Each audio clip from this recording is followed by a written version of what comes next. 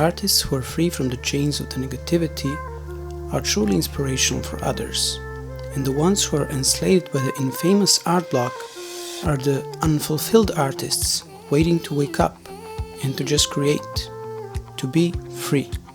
There are many factors that create an art block, like the events from our past, current financial situations, the environment, or the people who surround us. The weirdest art block factor is something that is embedded in the very system of a particular percentage of us humans. This factor is something that scientists and the modern medicine is calling ADHD, or Attention Deficit Hyperactivity Disorder.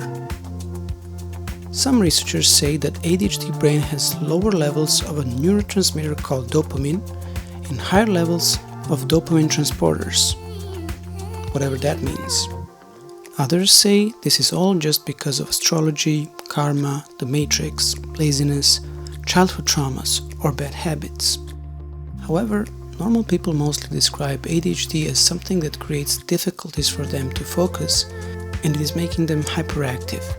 The hyperactivity can be manifested on the outside as hyperactive behavior, or it can be kind of invisible for others with just simple overthinking.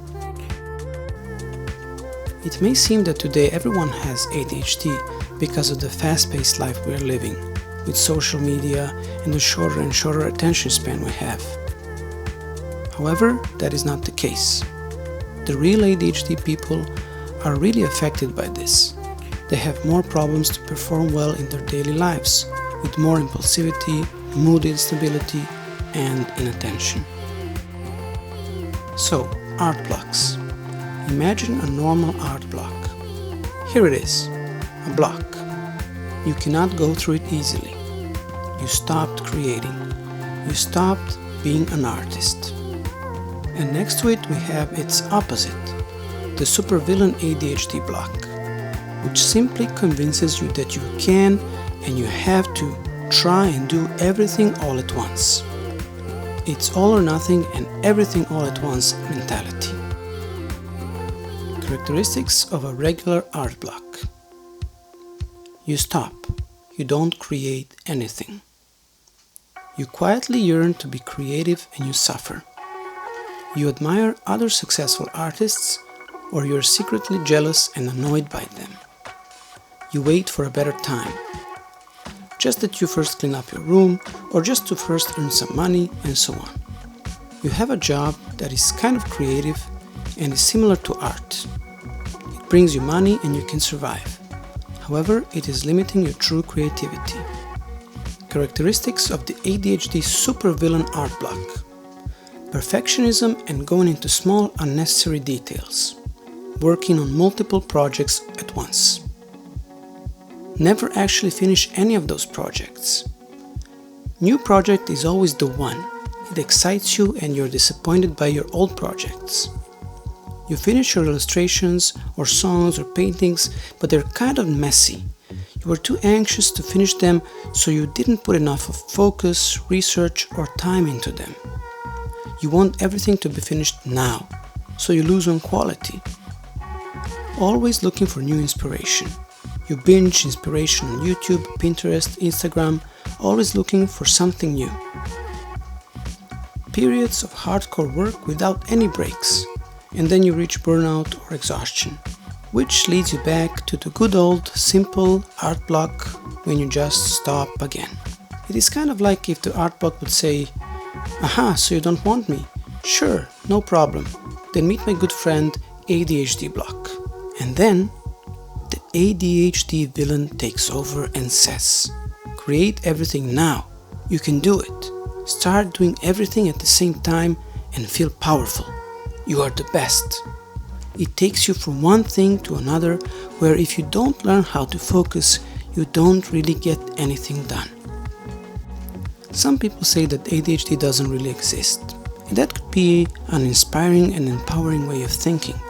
Perhaps we can just say that ADHD is just an ability to think divergently, creatively, and out of the box. It is an opportunity to learn more about ourselves, to become more aware and awaken, to learn how to focus and organize, to find priorities. For art blocks, Effective tactics against them are: do daily private journaling, where you write at least a page or two of what is bothering you or annoying you, and what creative obstacles you want to overcome, what to learn, and so on. In a creative way, transform your negative emotions and beliefs into positive ones.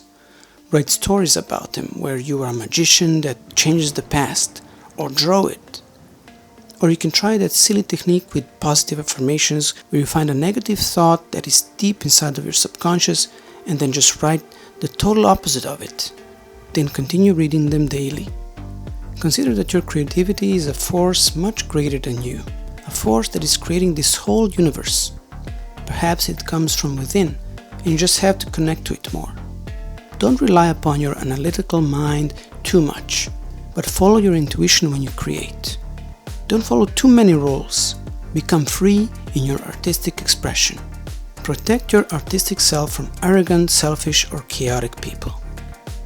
And replenish your artistic energies with peaceful time where you will be inspired, perhaps by other art or places that you visit. And effective tactics against ADHD art blocks are: practice focus. The best way is to try out different meditation techniques.